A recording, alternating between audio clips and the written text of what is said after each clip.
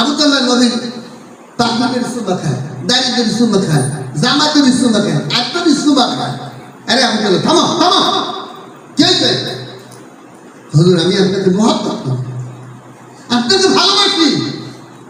আরে আবু তালহা তুমি ভালোবাসো, দলিল দাও। নবী আপনি বলেন, আমি প্রমাণ করে দিতেছি।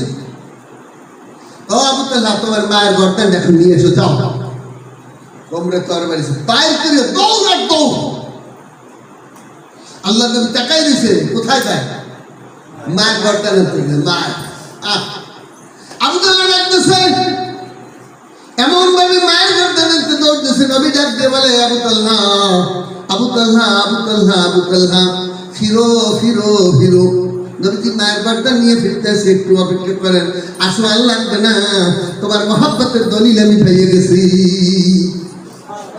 বুঝতেন কথা? মহব্বত পাইছেন? নবীর চেয়ে মহব্বত কার? মায়ের চেয়ে মহব্বত কার? নবীর জন্য মায়ের গর্দান আসতেছে, নবীর হুকুম না। নবীর কত ভালোবাসা।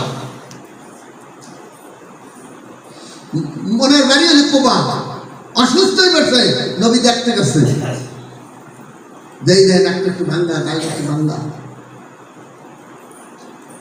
আবু তালহার আপনজনকে ডাকছে, এদিকে আয়। আবু তালহা যদি মারা যায় আমি গোসল করাবো, আমি জায়গা যাবো, আমি রসুল নিজের হাতে আবু তালহার কবরের লাশটা নামাবো, আমার খবর দিবি। চলে গেছে, কোবার থেকে মদিনায় চলে গেছে। রসুল যাওয়ার সাথে সাথে আবু তালহা ডাকছে, এ আমার আপনজনরা আসো। কি হয়েছে? আমি যদি মারা যাই নবীরই শোনাবো না। কি উল্টো হয়েছে না? নবী জানাজা দেবে, নবী খবর রাখলে চার কি নসিব হইতে পারে। আবু তালহা ভাই, আমার মৃত্যুর সংবাদ নবীরে শোনাবো না। কি হয়েছে?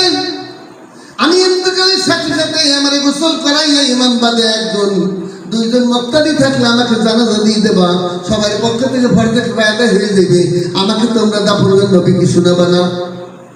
আরে আবু তালহা তোর জানাজা দেবে, তোর কবর রাখবে, তোর গোসল করাইবে, এটা কি নসিব হইতে পারে? আমি জানি নবী জানাজা করবে, সনসিব কিছু হইতে পারে না। আমার লাশকে নবী নামাই এর চেয়ে ভালো কথা কিছু হইতে পারে না। কিন্তু আমার একটা জিনিস, আমার নবীর কিছু দুশ্মন আছে, আমার জানাজা দেবে, আমার কবরের খুশির ব্যাপার।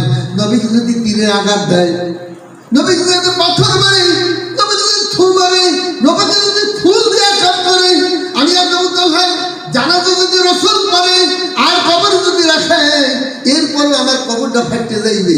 কেন? আমার নবীর প্রেম আর ভালোবাসা আমার ভিতরে বেশি।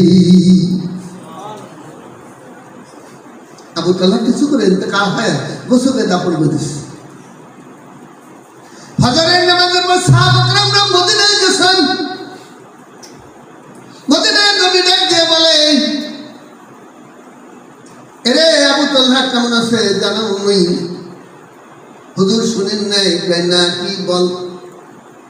আবু তালহা গত রাত্রে ইন্তেকাল হয়ে গেছে, তাড়াতাড়ি দাফন করে গোসল গায়ে কবরে দাফন করে দিয়েছে রাত্রে।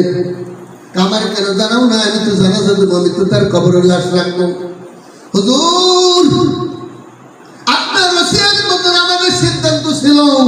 আবু তালহা একটা ওসিয়ত করে গেছে, আমার নবীর জানাজা লাগবে না, গোসল লাগবে না, কবর রাখতে হবে না, তোমরা আমাকে তাড়াতাড়ি দিও। নবীকে আমার শুনেই না। কারণ কি? নবীর কিছু কোবাত দুশমন আছে, ওরা যদি পাথর মারে, ওরা তীরে আঘাত করে, ওরা যদি থু মারে, আমি আবু তালহাকে রসুল যদি কবর রাখে আমি সইতে পারবো না, আমার কবরটা ফাটতে যাইবে। ওই একটা নিঃশ্বাস ফলাইছে। আল্লাহ নবী আবু তালহার এই ওসিয়ত শুনে আসমানের দিকে তাকালো, নিঃশ্বাস ফেলে চোখের পানি ছেড়ে দিয়েছে। কেমন আশিক ছিল, কেমন প্রেমিক ছিল। এবারে নবীর আশিক এরকম হইতে হবে। আজকে নবীর নামে দরুদ পড়ি না, নবীর ভালোবাসা আমাদের নাই, নবীর সুন্নাত আমাদের মধ্যে নাই। মুসলমান দাবি করি কিন্তু মুসলমানের লেশও নাই। সত্য না মিথ্যা?